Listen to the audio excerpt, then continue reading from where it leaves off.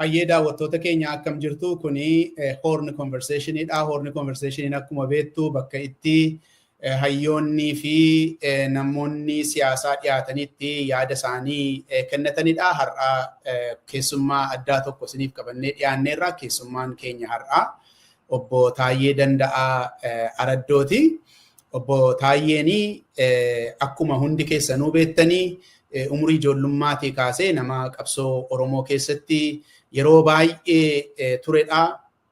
Achiis immoo darbee rimiddii erga jijjiiramni mootummaa Naddawaawii iddoodhaa ka'ee mootummaa kan biraan bakka qabate rimiddii aangoo tokko tokko irratti hojjetaa ture. Isanni qabsoo Oromoo keessatti taasisaa ture booddee adadaan waan itti dhufnuuf hojii isaa gamanumaan lafanni irra ramadamee hojjetaa ture waan tokko tokko isin yaadachiisa. Onkoloolessa 2017 hanga adoolessa 2018tti biiroo haqaa Oromiyaa irratti dubbi himaa ta'ee tajaajileera. Adoolessa 2018 hanga fulbaana 2018tti ammas dubbi himaa abbaa alangaa federaalaa ta'ee tajaajileera.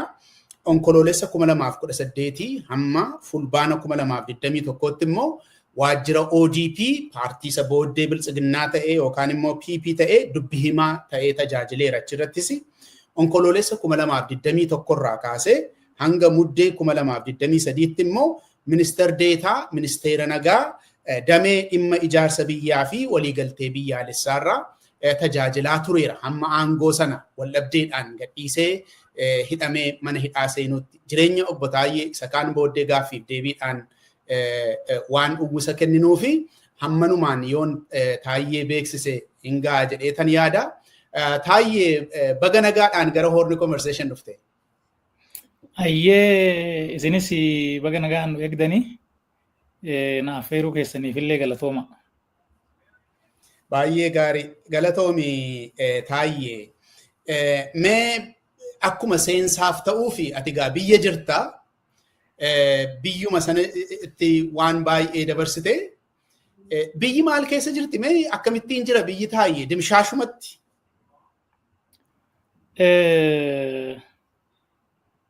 Waliigalaan olaalamu amma wanni biyyi keenya keessa jiru bara kamiyyuu caalaa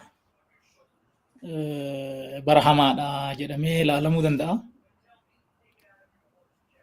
Nageenyi hin jiru qarqaraa qarqaraatitti namni karaa deemuun butamaa bahanii galuun yaaddoodha. Baay'ee rakkoodha nagaa wal qabateeti. Diinagdeenis akka namuu beeku dugdaa citee lafarra foqoquu jira. Namni baay'een hojii hin qabu. Ka hojii qabus wanni hin argatu nyaatee buluuf isan gahu. So rakkoon nageenyaa kanatti dabalatee diinagdeen baay'ee akka malee hammaatee jira ka jedhu.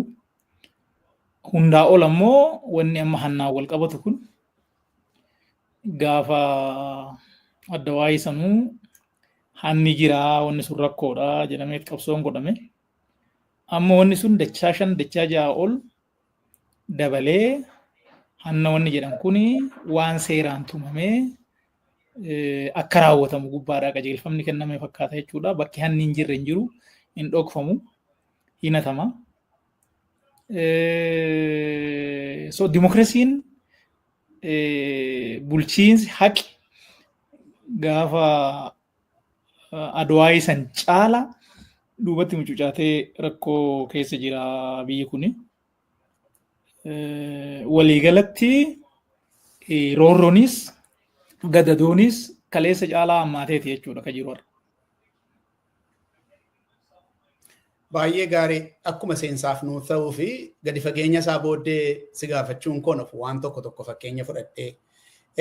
Mee gara adeemsa siyaasaa kan keetiitti deebina kan dhuunfaa keetiitti. Siyaasa ijaaramaatti yoom seente ati Taayyee? Paartii poolitiksii jechuudha.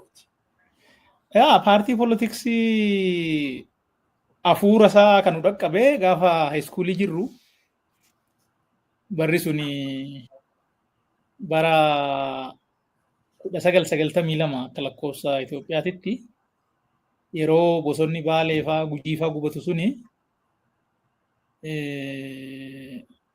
wanni suni fincila barattootaa bakka bakkaatti kaasee ture.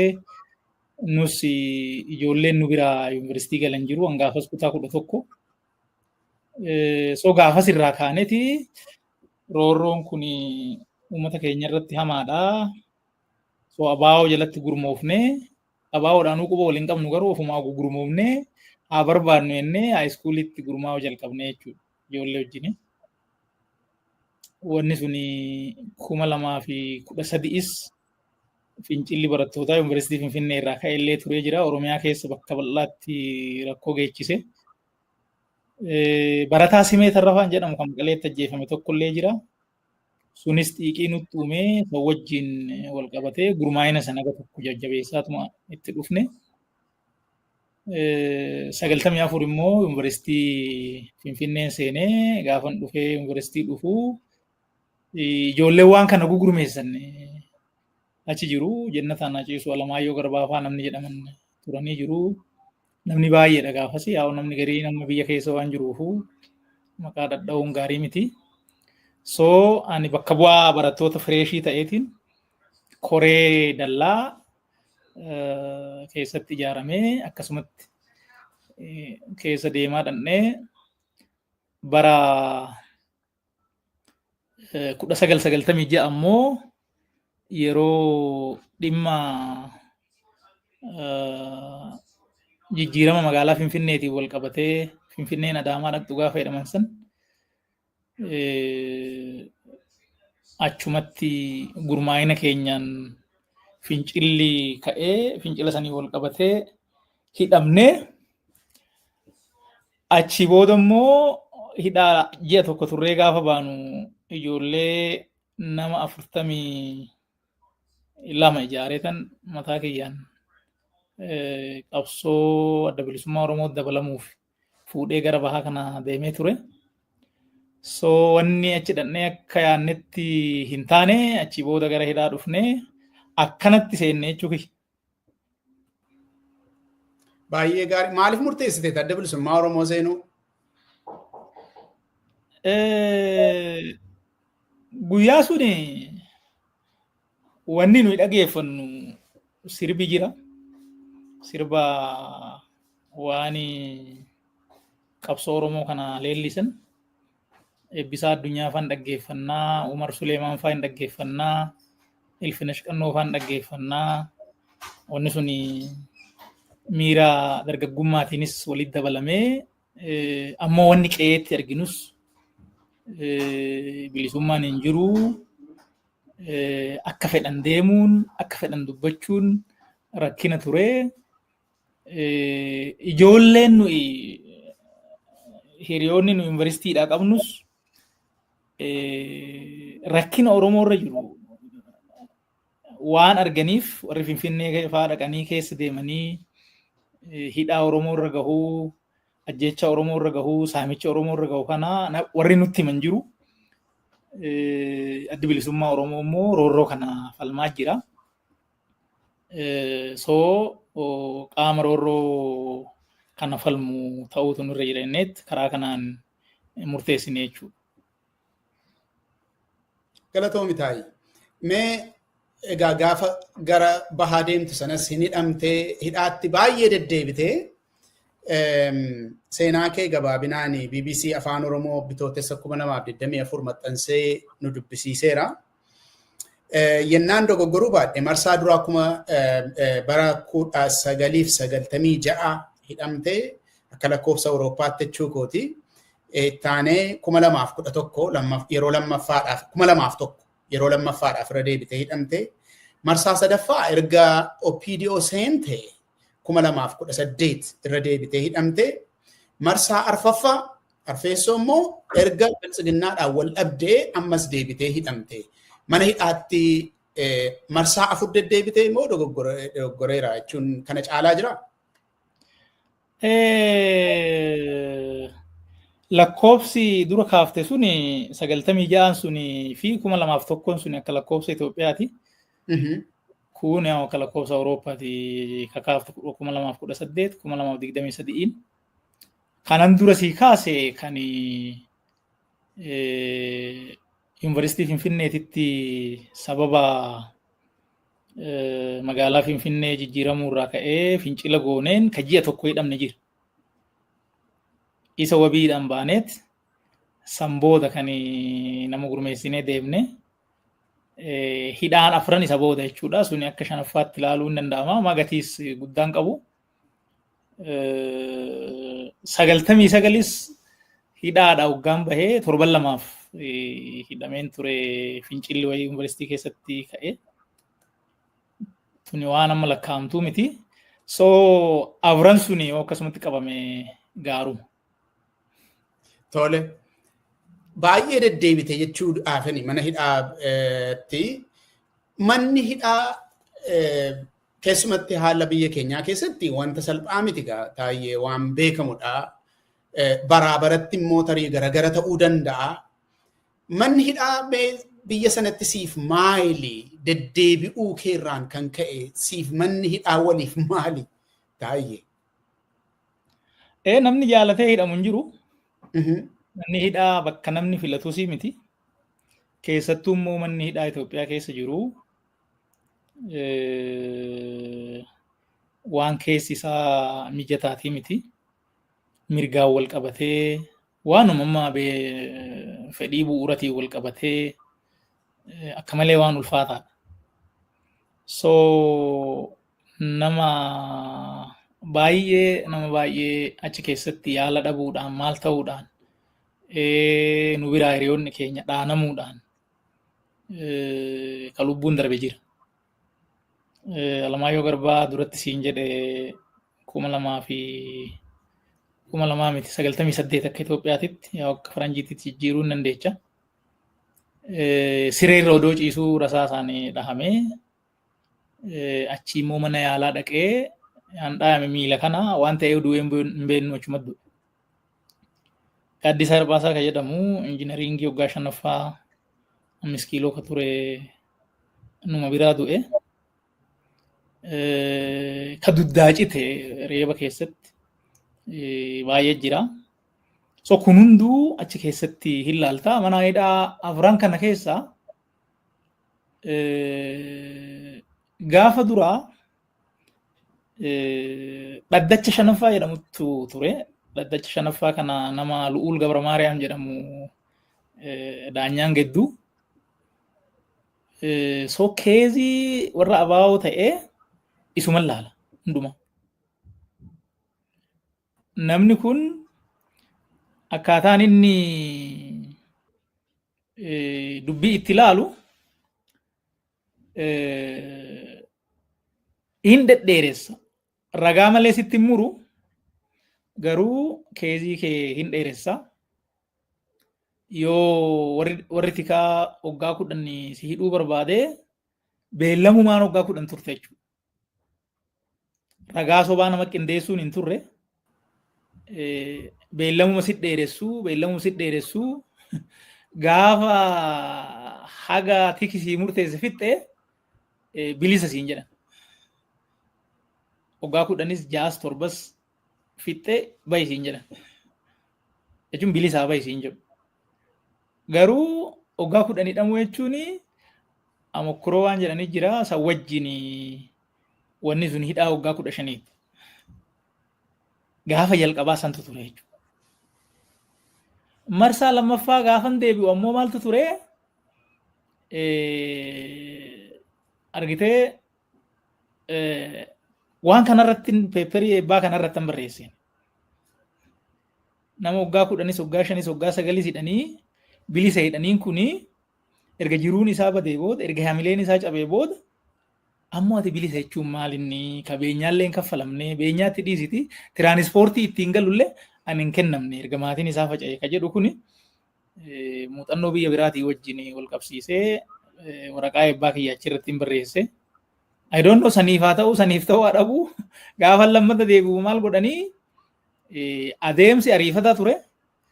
Adeemsa ariifataa kanarratti immoo maal godhanii nama siin beekne ragaa qopheessanii warri tikaa waan siin himachuu barbaadan san itti himanii mana murtii dhufee sitti raga jechuudha namni sin beekne. So amma sitti muranis hammurteessu daanyaa miti ammas warrumti kaati. Qorannoo irratti namni Mogos Girmaa jedhamu isan na qorate Maakalawitti amante amanuu baatte waggaa 10 sitti murama naan jedhe.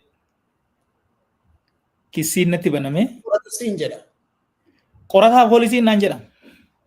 Sitti faradameera. Sitti faradama bakka waggaa 10tu sitti faradama naan jedhe. Qorannoo irra jirra ganaa mana murtii himanni hin dhiyaanne. Achi ragaan takkaan jiru ragaa nama amansiisun turre ragaa nama sobaa tokkollee fidanii isallee deebinee chaalenji goonee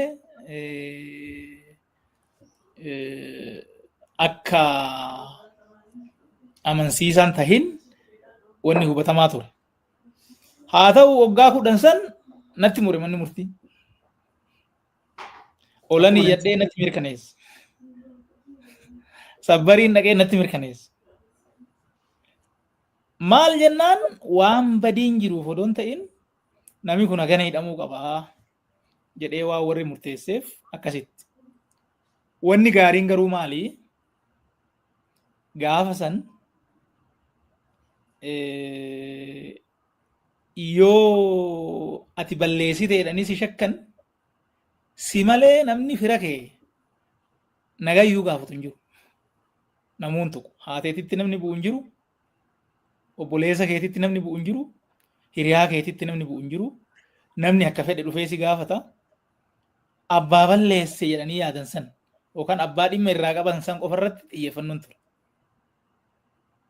Amma gaafa miilana 2023 yookaan immoo 2016 akka Itoophiyaa kana gaafa ni hidhamu maatii kiyya nama 28 akkaawuntii cufanii ji'a 8 rakkisan. Nama 28. Nama 28. Katakkaa anuu rakkoo akka hin qabne isaanuu beeku.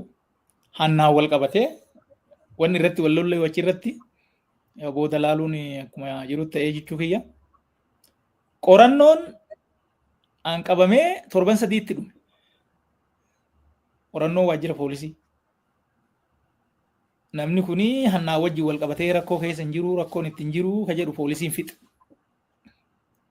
Garuu immoo ji'a 8 guutuu uggurri mana baankii firoota kiyyaati irraan kaane jechuudha. Kana qofa miti. Agartee mana nama dhuunfaa yoo kireeffatte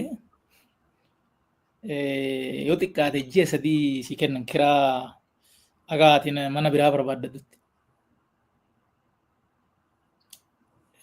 Maatii kiyya daa'ima waggaa 3 dabalatee ani hidhamee guyyaa 3ffaatti mana ari'anii bineensa jalatti darban. Wanni kun murtii du'aatiin gargarii miti. Nama 6tti du'a murteessan anaaf du'a murteessan. Waan akkanaa kana bara Haile Sillaasee keessa ta'uu isaa hin beeku. Jechuun nama mana hidhaa maal ka jedhu gaafas jalqabe waan ta'eef biyya kanatti san duran turre. So wanni silaa fooyya'uu qabu sadarkaa kanatti deebi'ee hammaate jechuudha. Eksperiyeensuma kiyyarraa wanni kalaalu. Ammoo gaafa addawaayii sa'aatii 48 odoon guutiin mana murtii si dhiyeessu. Yeroo 3 dhiyaadhee jira. Har'a qabamee boru dhaqeera. Takka 2 nan bulchine. Adeemsi mana murtii jallinni achi keessa jiru waan biraa ta'ee jechuudha.